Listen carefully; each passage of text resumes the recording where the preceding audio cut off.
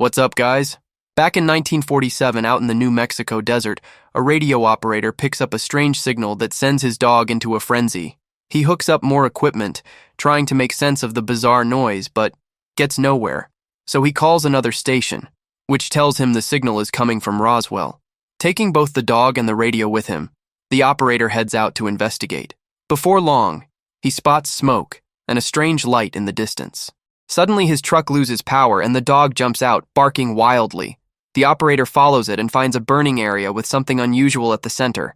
At that moment, he hears a noise and panics as he stares into an intense, blinding light.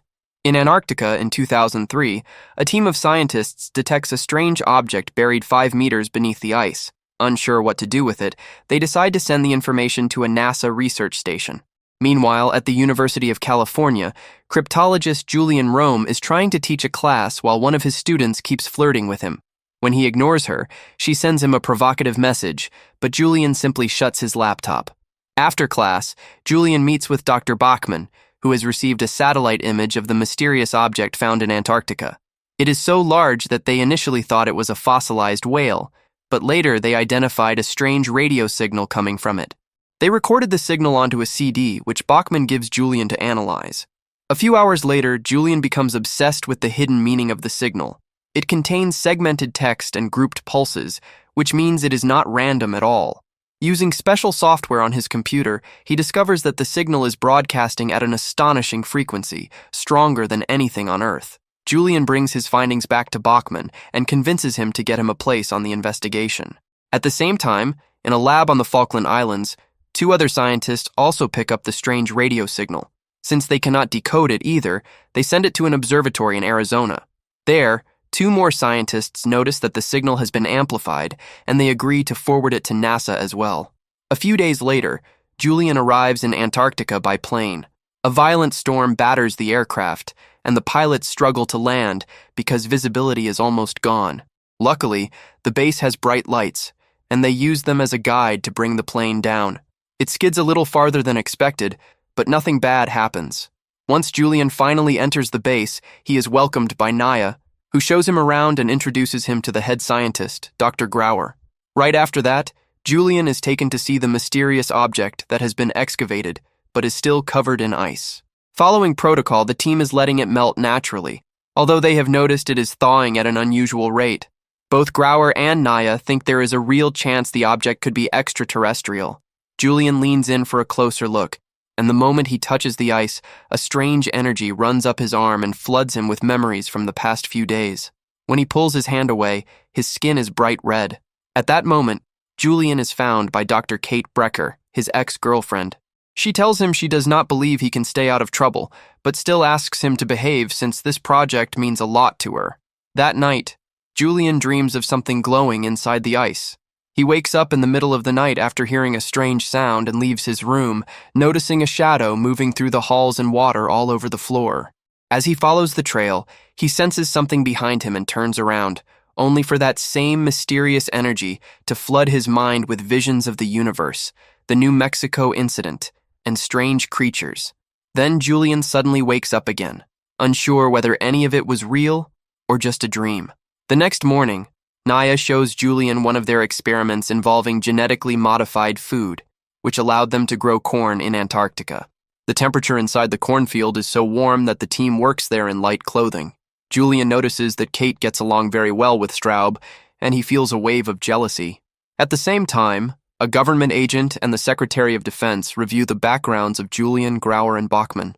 They discover that Julian once had an affair with a student, which caused him to leave teaching for several years and work at NASA instead. That student was Kate. They also review the signal NASA shared and realize that it is identical to the one from 1947. Back at the base, Julian spends all of his time studying the signal without making much progress. He is accompanied by Communications Officer Grisham, who explains how he first found the signal coming from the ice. At lunch, the two head to the cafeteria, where Julian meets the rest of the crew. They ask about his work, and Straub mocks him for believing in aliens.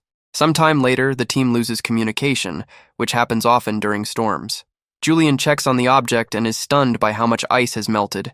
He points out that they can almost see the object clearly now. Naya says she thinks she feels a faint pulsing in her joints, and when she reaches toward the ice, Julian warns her not to touch it. He explains that when Grisham first discovered the signal, it was not harmonic, which means there are now two or more separate frequencies combined into one. Since Julian cannot connect to the satellite, he convinces Grisham to get him an antenna and hooks up his computer so he can keep analyzing the signal.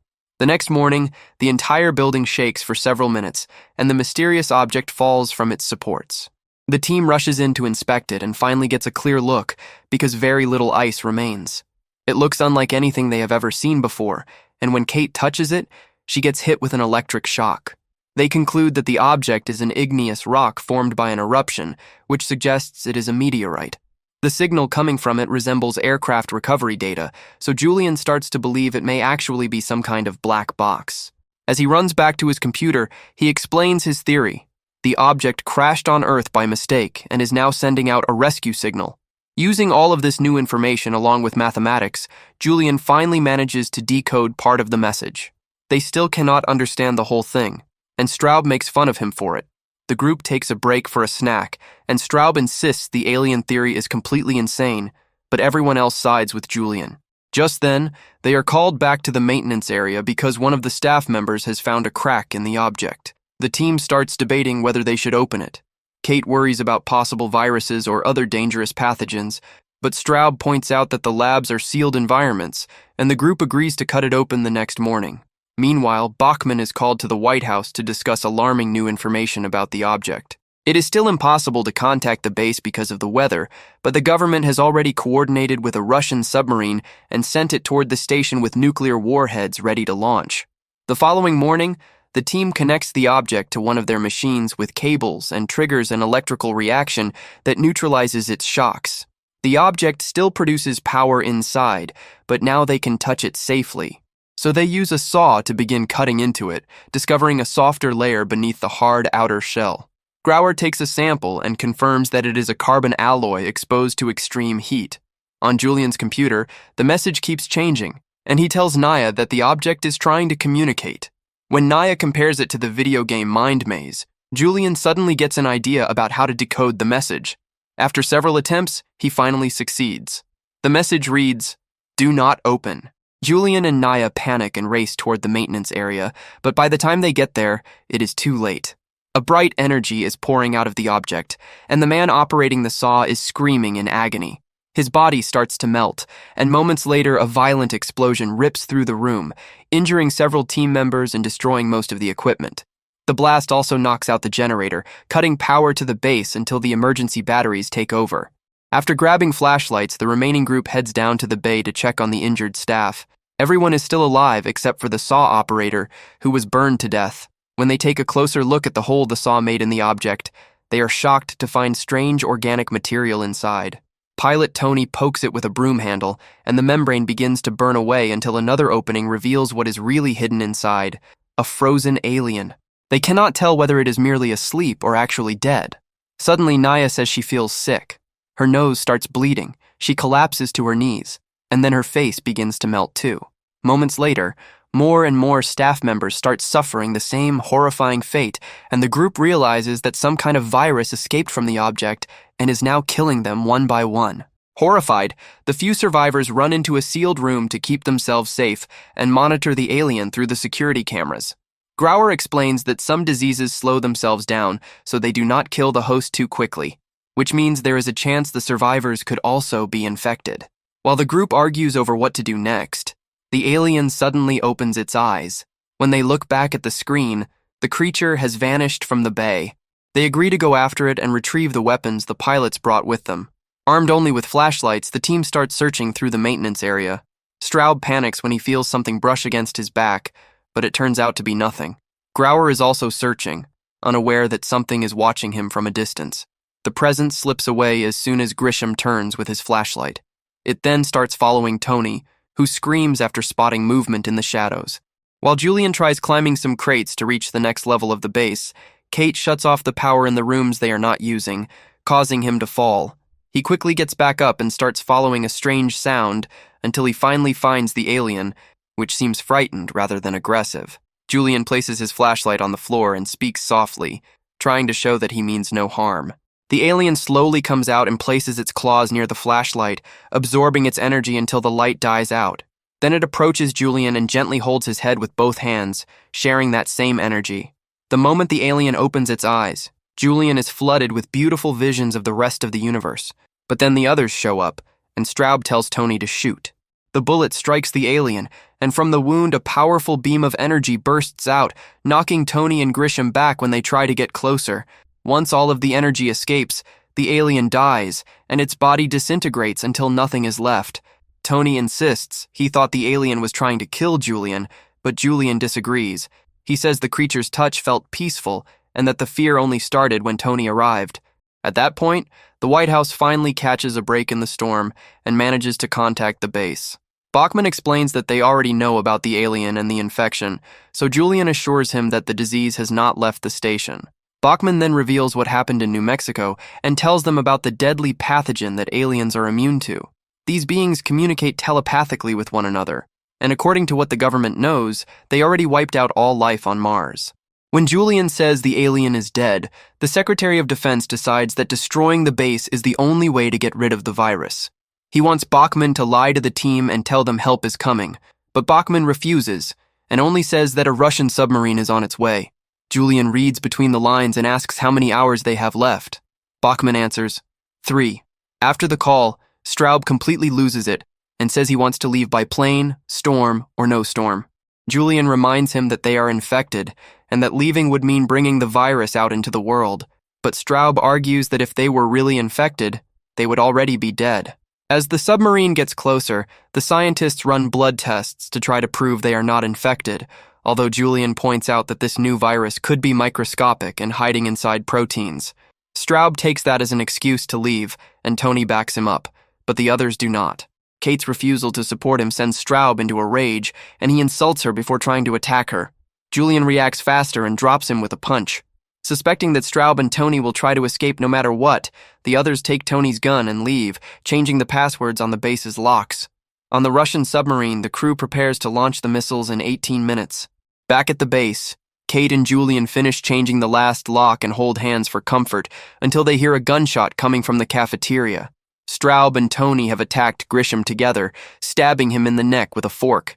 During the struggle, the gun goes off multiple times and bullets hit the wall, the ceiling, and Grauer's shoulder. When Grisham collapses, Straub and Tony grab the gun just as Julian and Kate return. Straub fires again, this time hitting Kate in the shoulder too. Grauer realizes the two men are going to try escaping through the ventilation shafts in the cornfield, so he sends Julian after them. Shooting through every locked door in their way, Straub and Tony make it into the cornfield. As they run, their mere presence starts killing the corn, confirming that they really are infected. Tony changes his mind and says he wants to stay, but Straub is still determined to get out, and he threatens Tony with the gun. At that moment, Julian appears at the window, and Straub fires at him first. Julian ducks just in time. Tony uses the distraction to tackle Straub, and the two begin fighting for the weapon. After a brutal struggle, Straub overpowers him and shoots Tony. Hearing Julian getting closer, Straub keeps running, killing every plant in the room as he passes. He takes several shots at Julian, but misses every time. Eventually, the two climb into the ventilation shafts and move through them as fast as they can until they reach a huge ladder. The chase continues as they climb, with Straub still firing wildly without success. When he finally reaches a hatch, he rushes outside, only to find himself trapped inside a vortex of energy. Julian comes out too, but an invisible barrier stops him from moving any closer. He tries to tell Straub not to move and to breathe slowly, but Straub is too panicked to listen. Step by step, the energy wraps around his body and disintegrates him until nothing remains. Then the energy begins to surround Julian as well, but instead of killing him, it shows him more of the universe and the missile speeding toward the base. Julian suddenly understands that the vortex of energy is an alien ship that came to rescue the alien now dead.